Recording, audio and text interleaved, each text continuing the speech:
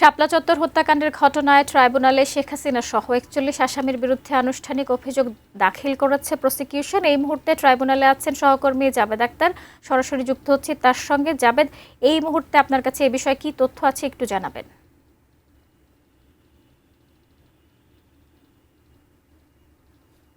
আছে আন্তর্জাতিক অপরাধ ট্রাইব্যুনালের চিফ প্রসিকিউটরের কার্যালয়ের যেখানে ব্রিফিং হয়, সেখানে আপনারা এর আগের বুলেটিনে যেমনটি জানাচ্ছিলাম যে শাপলা চত্বর যে হত্যাকাণ্ডের মামলাটি, সেটির যে আনুষ্ঠানিক অভিযোগ সকাল 11:15টার দিকে আন্তর্জাতিক অপরাধ ট্রাইব্যুনালে দাখিল করা হয়েছে।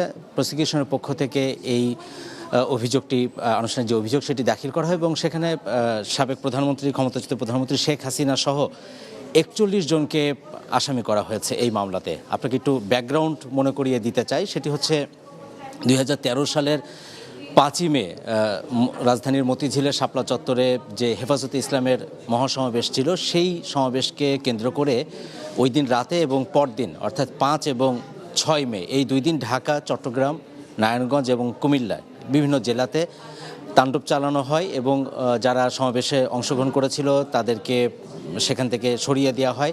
এ সময় জোরপূর্বক বল প্রয়োগ করে পুলিশ এবং পরবর্তীতে আমরা জানতে পারি যে অনেক মানুষ হতাহত হন। হেফাজতের পক্ষ থেকে বরাবরই এই সংখ্যাটা অনেক বড় বলে দাবি করা হচ্ছে, কিন্তু আমরা এর পরে, এই ঘটনার পরে অধিকার নামে একটি মানবাধিকার সংগঠন, তারা একটি তদন্ত করেছিল। সেখানে 61 জনের নাম আছে। 5ই আগস্ট 2024 সালের 5ই আগস্ট যখন আওয়ামী লীগ সরকারের পতন হয়, তারপরে হেফাজতে ইসলামের পক্ষ থেকে ওই বছরের নভেম্বরে একটি অভিযোগ আন্তর্জাতিক অপরাধ ট্রাইব্যুনালে দাখিল করা হয় এবং সেই অভিযোগের প্রায় 1.5 বছরেরও বেশি সময় সেই অভিযোগের তদন্ত করেছে তদন্ত সংস্থা এবং তারা 61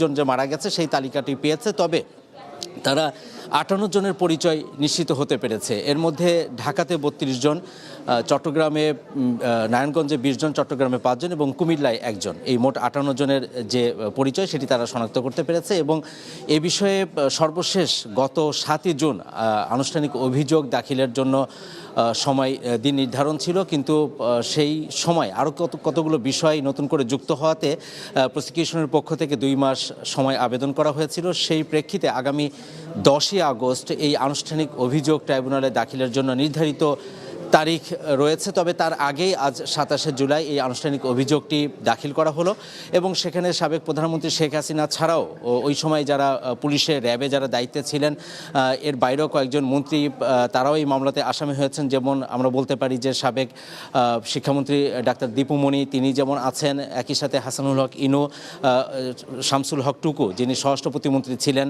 সাবেক যে বেনজির আহমেদ যিনি ওই সময় র্যাবের মহাপরিচালক ছিলেন, পুলিশের আইজিপি খন্দকার মাহমুদ, এছাড়াও কয়েকজন সাংবাদিকের নামও রয়েছে যেমন মুজাম্মেল বাবু এবং ফারজানা রূপা, তাদেরকে এই মামলাতে আসামি করা হয়েছে। ঘাতক দালাল নির্মূল কমিটির যিনি উপদেষ্টা ছিলেন সাংবাদিক শাহরিয়ার কবির, তার নামও আমরা এই মামলাতে দেখেছি। এই মামলাতে 41 জনের মধ্যে 8 জন তাদেরকে গ্রেপ্তার দেখানো হচ্ছে এবং তারা এই মামলাতে গ্রেপ্তার আছেন। এর মধ্যে শামসুল হক টুকুর নাম যেমন রয়েছে, দীপুমণি রয়েছে, সাংবাদিক মুজাম্মেল বাবু, শাহরিয়ার কবির, তারা আছেন। এর বাইরে আব্দুল জলিল মণ্ডল নামে একজন ডিআইজি আছেন। মোট 8 জনকে এই মামলায় গ্রেপ্তার দেখানো হয়েছে। নিয়ম অনুযায়ী যেটি হয় যে এখানে শুনানি হবে এবং শুনানি হওয়ার পরে এই অভিযোগটি যদি আমলে নেন, তাহলে সেক্ষেত্রে ট্রাইব্যুনাল যেটি করেন সেটি হচ্ছে যে যারা পলাতক আছেন তাদের বিরুদ্ধে গ্রেপ্তারি পরোয়ানা জারি করেন এবং একই সাথে যারা গ্রেপ্তার আছেন তাদেরকে ট্রাইব্যুনালে হাজির করার জন্য পরবর্তী একটি তারিখ নির্ধারণ করে দেওয়া হয়। সাধারণত 1 মাসের একটি সময় দেওয়া হয় এবং তারপরে যারা পলাতক আছেন তাদের বিরুদ্ধে প্রোডাকশন ওয়ারেন্ট জারি করা হবে, পত্রিকায় বিজ্ঞপ্তি প্রকাশ করা হবে। এরপরে ধারাবাহিকভাবে অভিযোগ গঠনের শুনানি হবে। তারপরে গিয়ে এই মামলাটির যে অভিযোগ গঠন যদি হয়, তখন আনুষ্ঠানিক বিচার প্রক্রিয়া সেটি শুরু হবে। তো এই পুরো বিষয়টি আজকের যে কার্যক্রম সেটি হচ্ছে অভিযোগটি ট্রাইব্যুনাল আমলে নেবেন এবং একই সাথে যারা পলাতক রয়েছেন তাদের বিরুদ্ধে গ্রেপ্তারি পরোয়ানা জারি করবেন। তো সেই কার্যক্রম যখন শেষ হবে তখন নিশ্চয়ই আপনার মাধ্যমে আমরা দর্শককে জানতে পারবো। শাকিল, আমার কাছে ট্রাইব্যুনাল থেকে মতিঝিলের শাপলা চত্বর যে হত্যাকাণ্ডের মানবতা বিরোধী অপরাধের মামলা, সেই মামলার এই ছিল সবশেষ।